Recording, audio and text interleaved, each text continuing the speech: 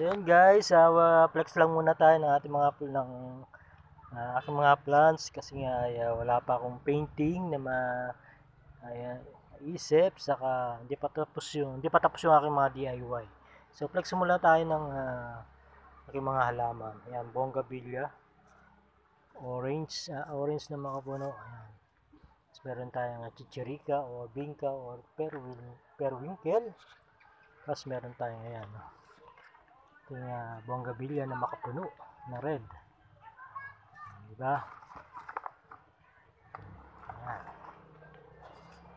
Higpit na higpit sa bulaklak. Oh.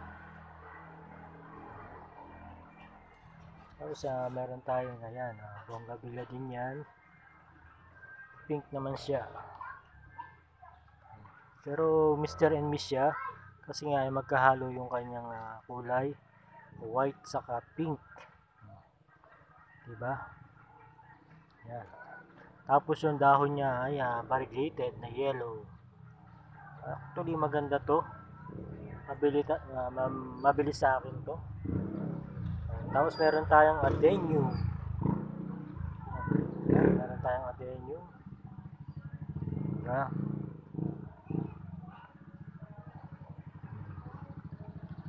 Ganda. Yan, meron din tayong adenium na red.